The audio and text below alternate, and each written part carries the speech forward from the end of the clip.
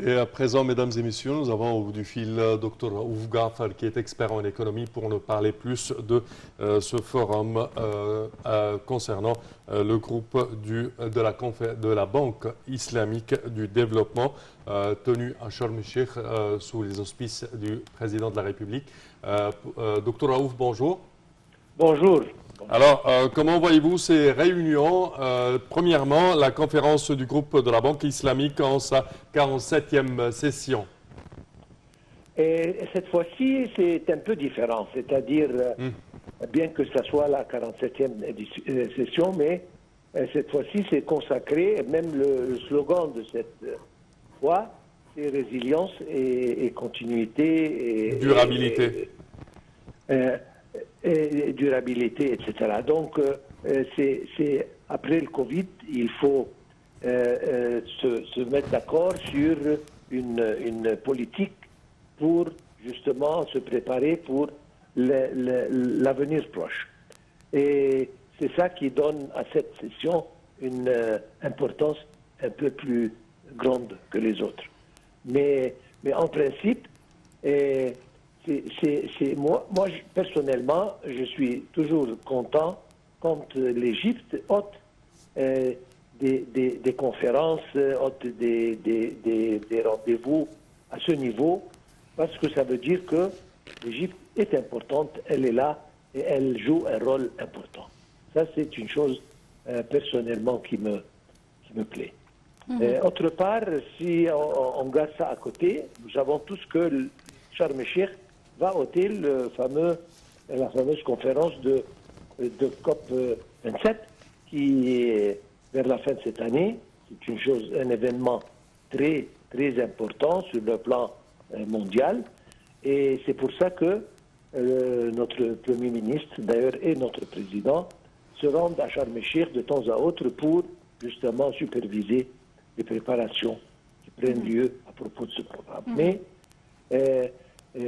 comme vous avez dit, c'est une session importante de la Banque islamique de développement et espérons bien qu'ils sortent avec des conclusions et des recommandations qui soient bonnes pour les pays membres. Le ministre des Affaires étrangères et président désigné de la COP27, Sameh Choukri, a souligné la nécessité pour les différentes parties de s'unir pour mettre en œuvre les engagements climatiques et les transformer en réalité tangible. Il a tenu ses propos lors de son allocution prononcée lors de sa participation hier à la réunion annuelle de la Banque islamique de développement.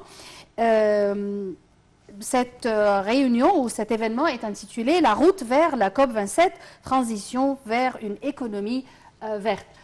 Vous pouvez nous dire quelle est la relation entre le développement et l'économie verte? Tout le monde se dirige vers l'économie verte et tous les projets doivent inclure un élément dans cette direction, c'est-à-dire l'énergie verte, les produits qui ne sont pas pollués, et les émissions doivent baisser, c'est-à-dire tout vise vers l'économie verte et le développement encore. Donc c'est important. Vous avez mentionné que le ministre des Affaires étrangères a justement donné un discours dans cette conférence. Et moi, je veux dire que l'Égypte, en général, elle fait un effort colossal justement pour se préparer pour cet événement important et pour que la conférence prenne lieu d'une manière excellente. Nous avons vu notre ministre de l'Environnement est à Stockholm parce qu'il y a une petite mini-conférence justement qui vise vers cette direction. Elle s'est entretenue avec les officiaux du gouvernement suédois pour justement préparer pour la COP 27. Ce qui veut dire que ce n'est pas seulement l'Égypte qui donne une importance à cette conférence, mais c'est tout le monde. Et tout le monde veut que cette conférence réussisse parce que les résultats sont très importants. Le monde entier souffre des répercussions de l'environnement quand c'est maltraité et ils doivent justement se positionner de façon à ce que l'environnement soit plus sain et que l'économie verte soit l'économie du futur. Ce n'est plus un choix. Non, non, absolument. Il n'y a pas de moyen. Sinon, nous détruisons notre planète et ça, c'est certainement, ça a des répercussions détrimentales pour tout le monde sur la planète. Parfait. Docteur Raouf, également, avec les crises actuelles, que ce soit la pandémie de Covid-19 ou la crise de la guerre russo-ukrainienne, on parle de l'économie mondiale qui est en berne à présent. On parle d'une économie qui arrive avec une récession considérable. Également, l'Égypte fait de son mieux pour encourager les investissements, que ce soit par exemple par ce forum avec la participation du groupe de la Banque islamique du développement ou avec d'autres alliances telles que cette réunion qui a été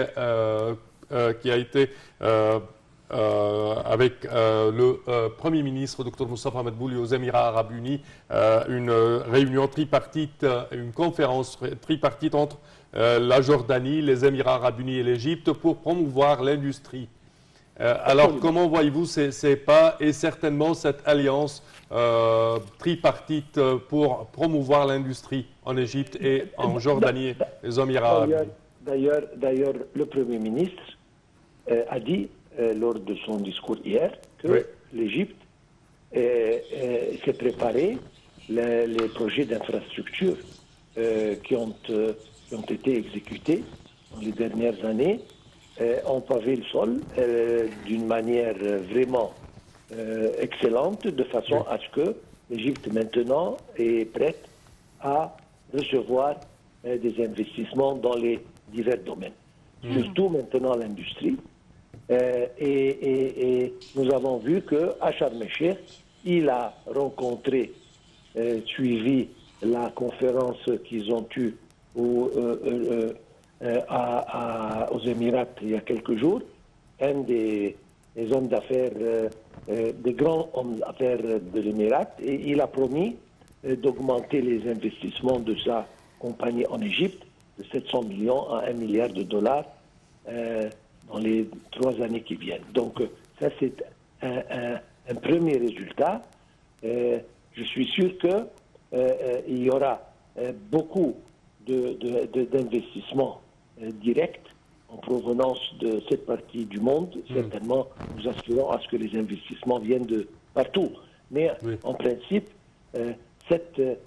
nos frères dans le Golfe, ils ont exprimé leur intérêt à augmenter leur participation sur le plan investissement, etc. en Égypte, parce que le développement de l'Égypte et la réussite de l'Égypte, ça représente la réussite de tout le monde arabe. C'est pour ça, on espère bien que on va voir une augmentation sur le plan investissement arabe et autres dans l'Égypte très prochainement, Inch'Allah. Inch'Allah. Docteur Raouf Ghafar, nous tenons à vous remercier de vos explications. Merci à vous. Je répète que vous êtes expert en économie et analyse politique.